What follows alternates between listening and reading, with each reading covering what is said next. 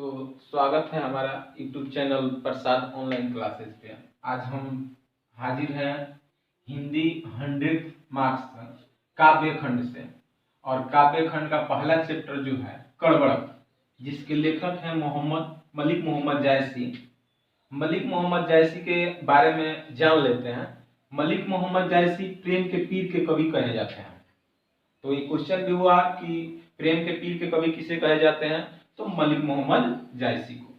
लेखक परिचय जान लेते हैं। इनका जन्म जो हुआ है 1492 ईस्वी के आसपास हुआ और निधन 1548 ईस्वी के ही आसपास हुआ। और इनका निवास स्थान उत्तर प्रदेश के जायस नामक स्थान के रहने वाले थे। जायस नामक स्थान के रहने वाले थे। इनके पिता मलिक शेख ममरेज बताया जाता है। और जायसी जो थे क्रूप और काने थे। इन्हें बाएं कान से कम सुनाई पड़ता था, बाएं कान से कम सुनाई पड़ता था। और बाएं आंख से भी क्या होता था, बाएं आंख से अंधे थे। चेचक के कारण, जैसे चेचक हो जाता है, हम लोग को भी चेचक हो जाता है, पूरा शरीर पे काले काले दागे हो जाते हैं, वैसे ही चेचक के कारण इनका पूरा जो चेहरा था वो काले काले जो चेचक के दाग होते हैं, पूरा इनका रूपहीन थे। चेचक के कारण रूपहीन थे। और इन रचनाएं के बारे में जान लेते हैं इनकी। तो 21 रचनाओं में से और भी रचनाएं हैं, लेकिन जो रचनाएं हैं 21 जो प्रमुख रचना है, 21 रचनाएं में से पद्मावत, अखरावट, आखिरी कलाम, कहरनामा, चित्ररेख और कन्हावत आदि प्रमुख हैं। इनमें से जो प्रमुख जो है हमने यहाँ चर्चा कर दिया है। तो जो ये कड़बड़क जो चैप्टर लिया गया है, तो इनकी जो एक रचना है पद्मावत, उसी से लिया गया है। तो मलिक मोहम्मद जायसी इस चैप्टर में जो चर्चा कर रहे हैं, तो आइए देख लेते हैं। इनकी एक लाइन है, जो यहाँ पे लाइन दिया गया है उसकी चर्चा कर लेते हैं हम। तो सबसे इसमें फर्स्ट जो लाइन दिया गया है यहाँ पे, एक नयन कवि मोहम्मद गुनी, यानी मलिक मोहम्मद जायसी कहते हैं कि एक नयन कवि मोहम्मद गुनी, जो कवि मलिक मोहम्मद जायसी हैं, एक नयन से गुनी, एक नयन ही है उनका, का है एक नयन है, फिर भी का है गुनी है, फिर भी का है गुणवान है। कवि का जो एक ही नयन है तभी का है गुणी, यानी गुणवान है। सोई बिमोहा जेई कवि सुनी।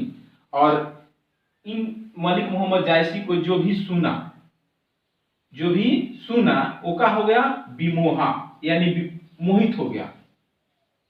जो भी इनके लेखों को, जो भी इनके कविताओं को पढ़ा वो का हो गया मोहित हो गया।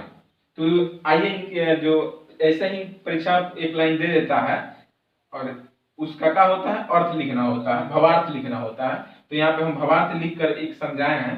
तो ये ऐसे लिखेंगे, प्रस्तुत पंक्ति मलिक मोहम्मद जायसी द्वारा लिखा गया है, जो पद्मावत का ही अंश है।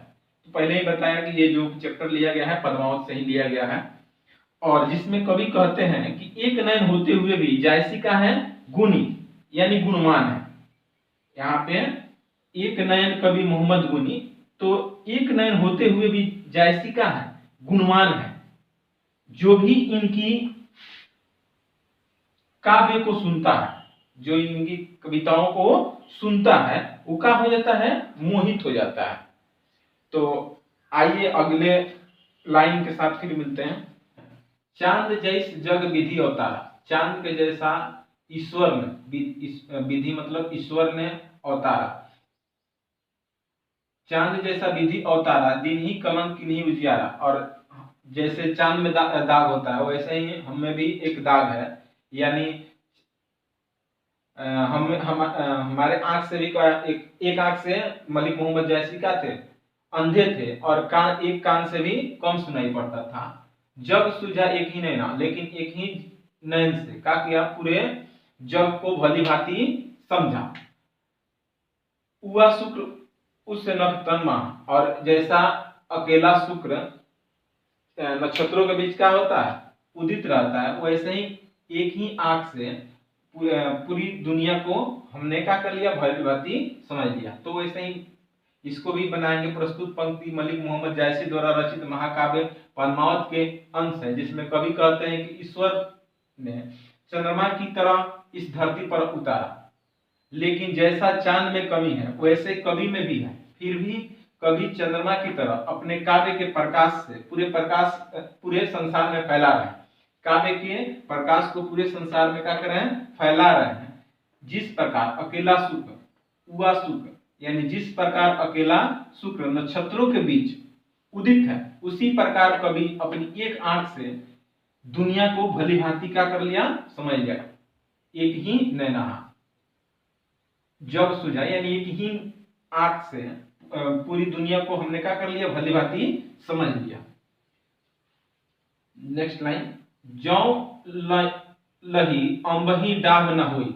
अम्बही का मतलब आम, और डाभ का मतलब उसमें जो मोजर लगता है, मंजरी, उसी को यहाँ पे कवि ने लिखा है कि ज्यों लही अम्बही डाभ न हुई। जैसे आम में क्या होता है, मोजर ना होता है, त्यों लही सुगंध बसाई ना सोई। वैसे ही क्या होता है, जब तक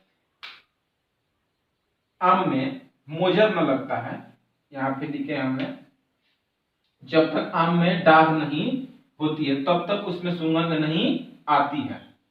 किन्हीं समुद्र पानी जो खारा, और जैसे समुद्र का पानी का होता है, खारा होता है, जब तो अति बहु असुझ अपारा, तभी इसलिए वो क्या है, इतना असुझ है, अपार है।